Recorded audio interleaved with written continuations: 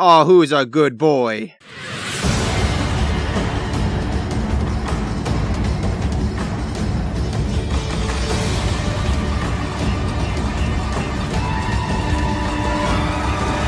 Basically an armored lightning wolf, the Zinogre is both the flagship monster of the never-released West Side Monster Hunter Portable Third, and the only fanged wyvern introduced in the series so far.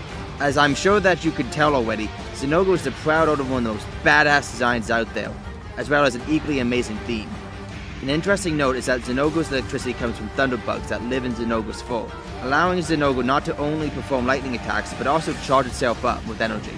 When this thing gets fully charged, it basically goes berserk, becoming a lot faster, stronger, and most importantly, more aggressive. Thankfully, you can disrupt its charge, which trust me, is in your best interest to do so, because otherwise, you're going to have a bad time. Combine this with a surprisingly aerobatic fighting style, and you have a real challenge on your hands. But if you're able to bring enough of these things down, you're rewarded with some pretty decent lightning weapons, but an admittedly only above average armor set. That just so happens to look pretty awesome. Of course, I have to admit, the normal Zinogre is completely overshadowed by its subspecies, the Stygian Zinogre. Aside from its superior color scheme, the Stygian Zinogre uses the rarely seen Dragger element instead of lightning, making it so much more dangerous than its regular counterpart. On top of this, in Monster Hunter Cross, Zinogre was given a named variant, the Golden Thunder Prince Zinogre, which besides being a mouthful, manages to bring an all-new level to its dominion over lightning. For starters, it's not only in a permanent fully charged state, but it's now able to go past its limits and achieve an even higher level of power.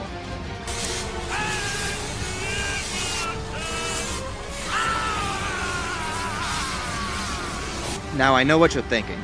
With all these positives, why is Zinogre only 16 on this list? Well, besides being slightly disappointing with its equipment, and mainly focusing on the main species, it's just that it never had the same impact on me as some of the other monsters on this list. But I will admit this, the Zinogre is one wickedly awesome monster.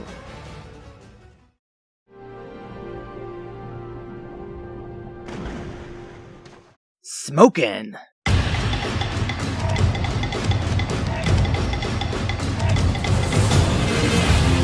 Cruising through the modern walk of some of the most inhospitable areas in the game, the Enactor is the very definition of a hot customer.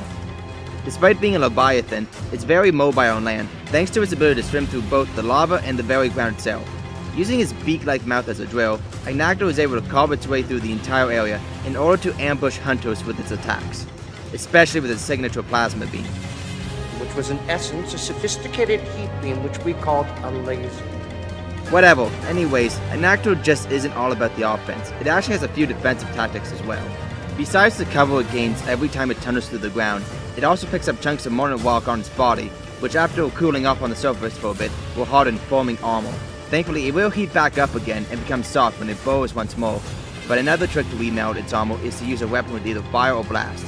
Even though like most fire monsters, Enactor heavily resists fire, but in this case, fighting fire with fire isn't such a bad idea, especially if you have one in your hunting party.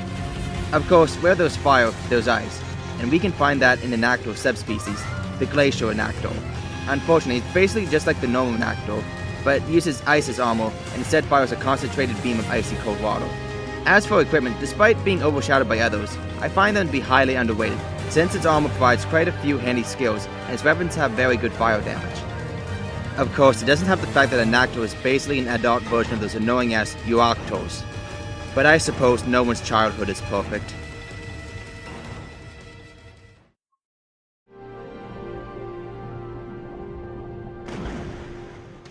Man your battle stations. The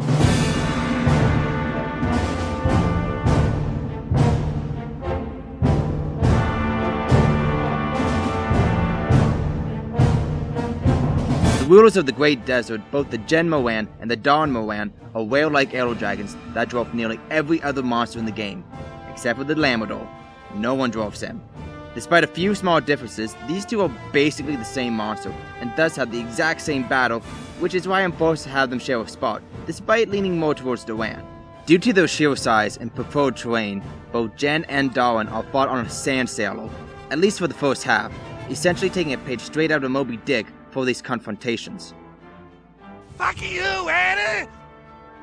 During this phase, the Morans will keep their distance, forcing you to use ballistas, cannons, the good old Dragonator, but also a giant hunting gong you can wing in order to disrupt their charges. However, there will be times when these behemoths of the sand will come close enough for you to climb on top of them in order to get off some much needed damage or mine them for some rare ores that are trapped on their bodies. Once enough damage is done, Phase 2 begins, literally being called the final showdown, and the fight takes a huge turn. Now, permanently on the surface, these mobile mountains will slowly advance towards your stranded ship, and it's your job to either kill or repel these species before they can destroy. Now, as I said, there are a few small differences, but not too many, so let's just look over them real quick for the sake of individuality. For starters, Jen is the only one of the two to have a subspecies known as the Hollow Genmoran, who is able to do a gigantic sand blast attack which can be quite devastating to the ship. Darwin, on the other hand, while not possessing a variant, is actually able to not only do Hollow Genmoran Sand Blast, but also fire a large chunk of rock from its blowhole that will completely block one of the pieces of weaponry on the ship unless it's destroyed. Speaking of weaponry, both Jen and Duran provide some excellent weapons, with Duran focusing more on the water element, and Jen having either water or dragon depending on the weapon you make. As for their armor, it's also excellent, with both of them having a very Eastern style to them and having some excellent skills to boot. Even though these two are basically doppelgangers of one another, they are both very unique and refreshing to have in the series. Just be prepared to get some sand in some very uncomfortable places when you get your ass knocked overboard.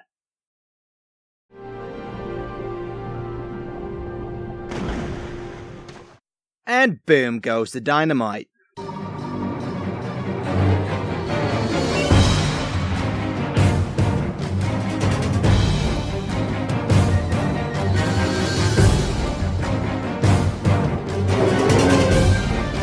The explosive box of the Monster Hunter universe, the Brachydios is also the flagship monster of Monster Hunter 3U Ultimate. Now before we begin to look at this monster, let's begin with the real reason Brachydios is as popular as it is, besides its amazing theme, and that being its equipment. Originally in Monster Hunter 3 Ultimate, Brachydios was the monster who introduced the status element Slime Bright, which was later renamed Blast Bright, which as luck would have it, you were able to use yourself with any weapon crafted from Brachydios parts.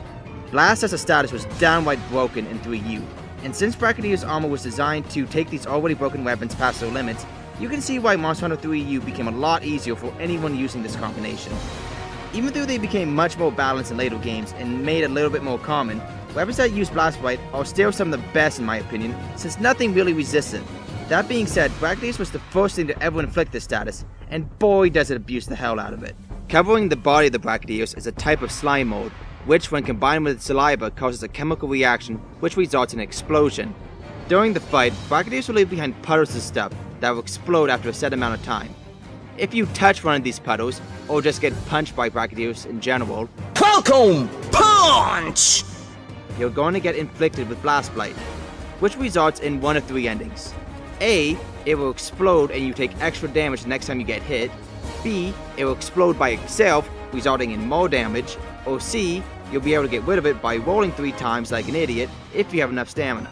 However, when Brachydios enters Rage mode, the slime covering its body will become yellow and will instantly explode when it attacks.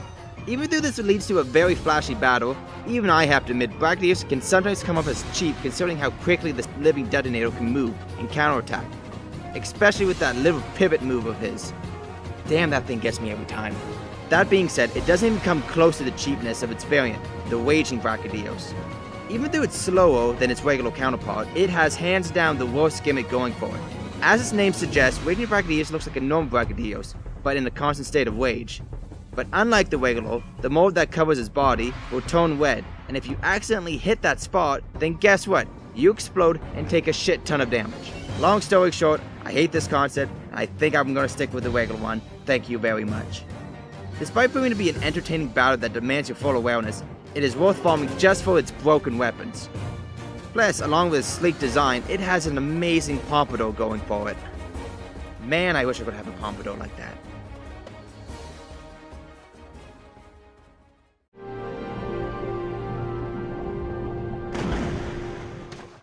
Somebody call John Williams.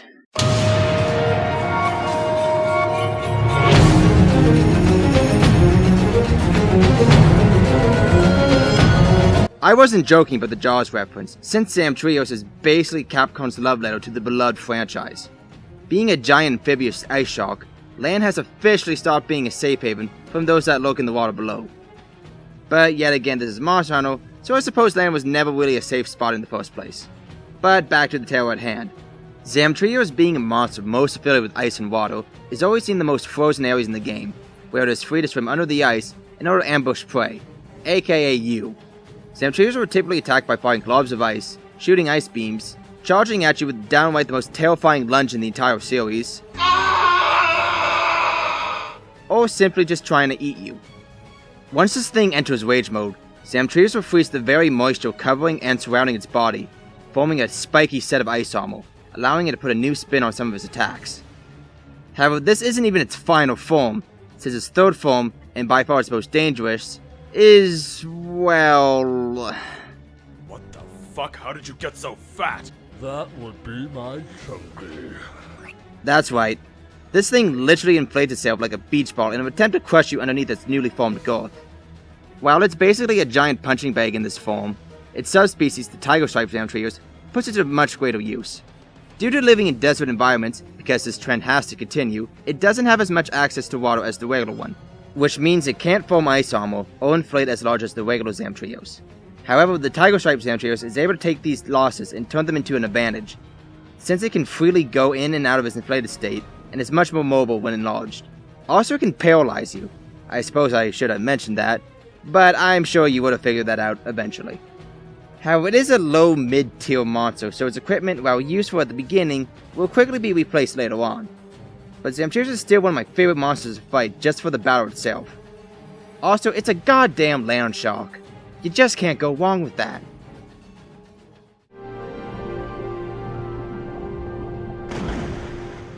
This is why you never trust the weatherman.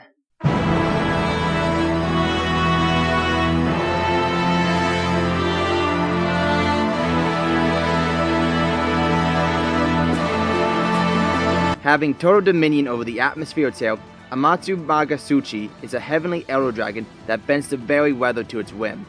Using various air tones, Amatsu is able to levitate itself, allowing it to swim through the air like some sort of angelic jellyfish, which, judging from its amazing majestic design, is a very good possibility that was the intention by the developers.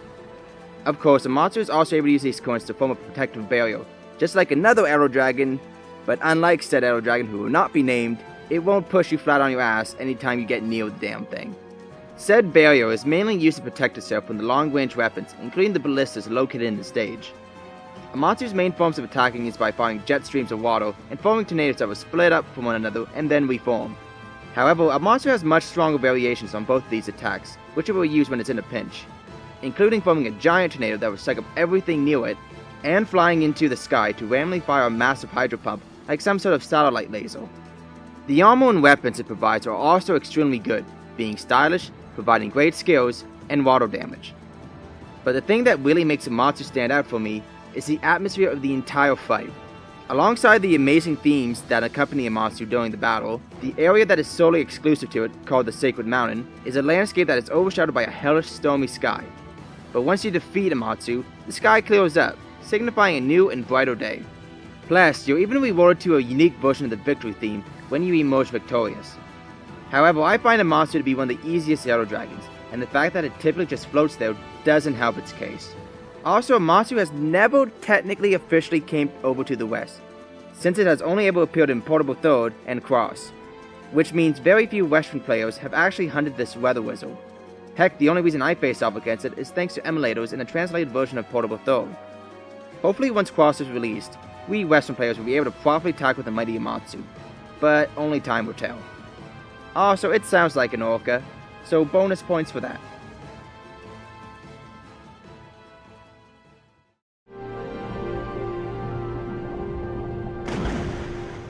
Yo Joe!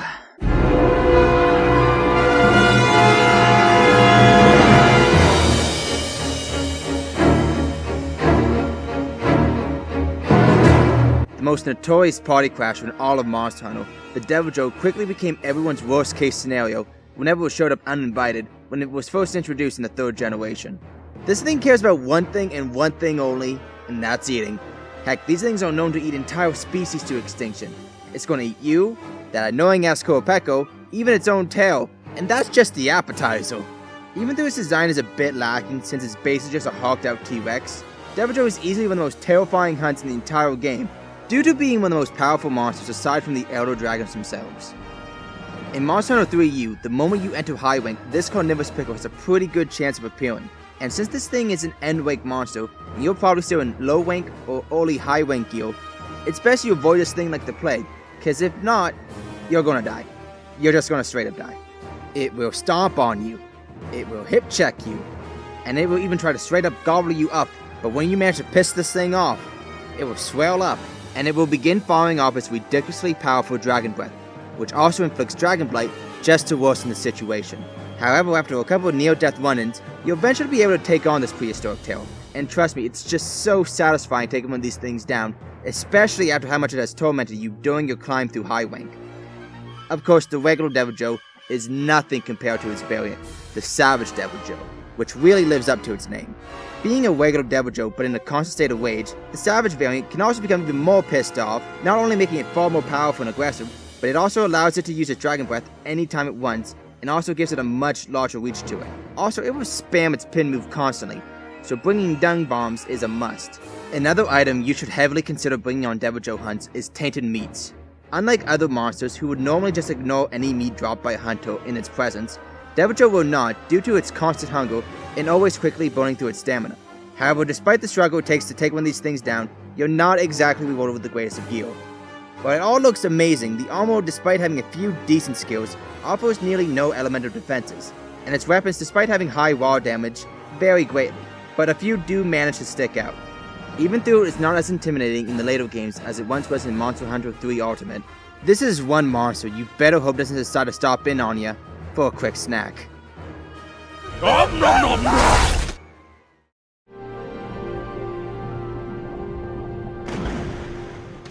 If it be Doomsday.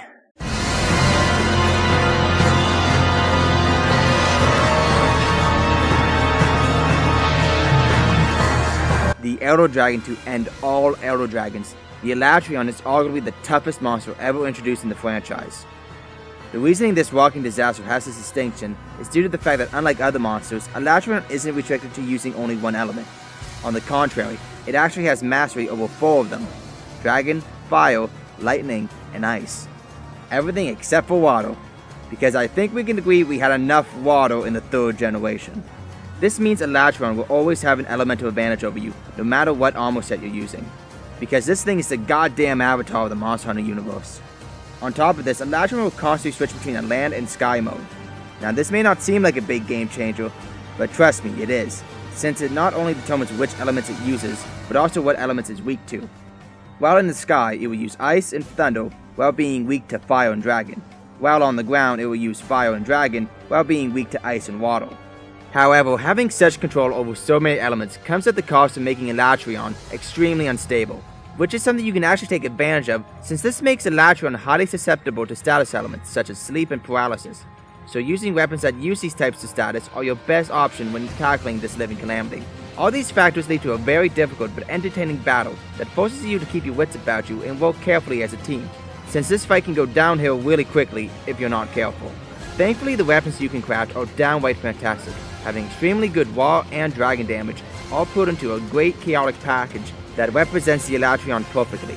Its armor is also equally bloody amazing, due to having some of the best skills in the game, and just look at it. It makes you look like some type of Knight of the Apocalypse. However, with all the positives, there are a few problems I have with this Dragon of Disaster. For starters, its design, aside from its horns, are just a bit too bland and stereotypical for my taste. Plus, its color design is just a boring dark gray. Come on Capcom, liven this thing up a bit. Also, it's just a bit too difficult for a casual solo one, since it's so heavily team reliant. Of course, when you do manage to take down this Dragtonic Apostle, you really feel like you can take down the Apocalypse itself, which is more than enough to warrant its place on this list.